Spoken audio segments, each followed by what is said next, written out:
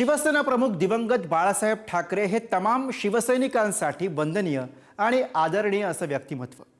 पण दसरा मेळाव्यामध्ये शिंदेंच्या शिवसेनेतील नेते रामदास कदम यांनी बाळासाहेबांच्या मृत्यूवरून अत्यंत धक्कादायक असं विधान केलं। बाळासाहेबांच्या मृत्यूनंतरही 2 दिवस त्यांचा मृतदेह हा मातोश्रीवरती ठेवला आणि त्यांच्या हाताचे ठसे घेण्यात आले असा दावा कदमांनी केलाय आणि यावरनं आता नवा वाद पेटू लागलाय। बघूयात।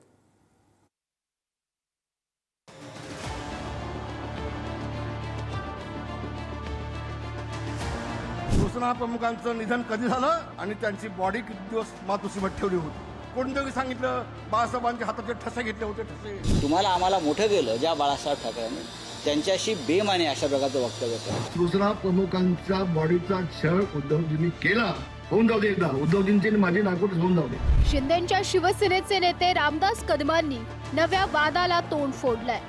बाळासाहेब ठाकरेंचं निधन झाल्यानंतर 2 दिवस मृतदेह तसाच ठेवला होता असा दावा केलाय। दरम्यान या प्रकरणी उद्धव ठाकरेंसह माझीही नार्को टेस्ट करा असं खुलं आव्हान रामदास कदमांनी दिलंय।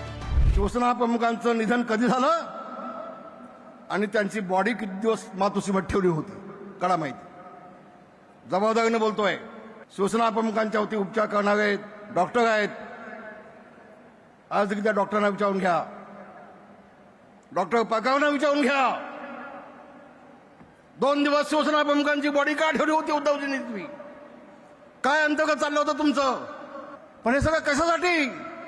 कोणतरी सांगितलं बाळासाहेबांच्या हाताचे ठसे घेतले होते। ठसे मग ठसे कशासाठी घेतले होते? आता यांच्या तोंडामध्ये कोणी जर शेण कोंबला असेल भीतीपोटी आणि ते आता उगाळत असेल ते तुम्ही काय करणार? शिवसेना प्रमुखांना जाऊन 1 दशक लोटत आहे। शिवसेना प्रमुखांना 100 वर्ष आता होत आहेत आणि अशा प्रकारची वक्तव्य करणं हा ज्या शिवसेनेनं तुम्हाला आम्हाला मोठं केलं, मी म्हणत नाही तुम्हाला आम्हाला मोठं केलं ज्या बाळासाहेब ठाकरेंनी त्यांच्याशी बेमाने अशा प्रकारचं वक्तव्य करणं। उद्धवजी दिसतात तसं नाहीये। उद्धवजी कपटी आहेत आणि मी सांगतो 2 दिवस शिवसेना प्रमुखांचा बॉडीचा छळ उद्धवजींनी केला हे पुन्हा मी आता जबाबदारीने बोलतोय, खूप जबाबदारीने बोलतोय। होऊन जाऊ दे एकदा। उद्धवजींची माझी नागपूर होऊन जाऊ दे। दूध का दूध पाणी का पाणी होऊन जाऊ दे। आणि तुम्हाला आज सांगतो मी सगळ्या तुमच्या माध्यमातून महाराष्ट्र जनतेला सांगतोय, मी कधी खोटं बोललो नाही, कधीच खोटं बोललो। शिवसेना प्रमुख बाळासाहेब ठाकरेंनी 17 नोव्हेंबर 2012ला अखेरचा श्वास घेतला। बाळासाहेबांवर उपचार करणारे डॉक्टर जलील परकार यांनी त्यांच्या निधनाची अधिकृत घोषणा केली होती। त्यामुळे उद्धव ठाकरेंनी बाळासाहेबांच्या निधनाची बातमी का जाहीर केली नाही असा सवाल केलाय। तुमचा मुलगा आहे ना, तो बछडू, त्याच्या डोक्यावरती हात ठेवून शपथ घेऊन सांगा की बाळासाहेबांच्या हाताचे ठसे तुम्ही घेतलेत की नाही, आणि घेतले असाल तर त्याचं काय केलं तर। आणि ज्याच्या वेळेला मी तोंड उघडीन ना, मातोश्रीला अशी कापे घातला बसेल मातोश्रीला। माझ्या नादाला लागू नका, माझ्या नादाला लागू नका। असं आहे की रामदास कदम ह्याला मी छमछमदास बामदास कदम म्हणतो। रामदास कदमच्या डोक्यावर परिणाम झालेला आहे, कारण इतके वर्ष बाया नाचवून सावली बारमध्ये ज्याला म्हणतात ती करून ज्यांनी पैसे कमवले त्याचा बार बंद झाल्यामुळं त्याच्या डोक्यावर परिणाम झालेला आहे। रामदास कदमांसारखा मूर्ख माणूस हा महाराष्ट्रामध्ये नाही।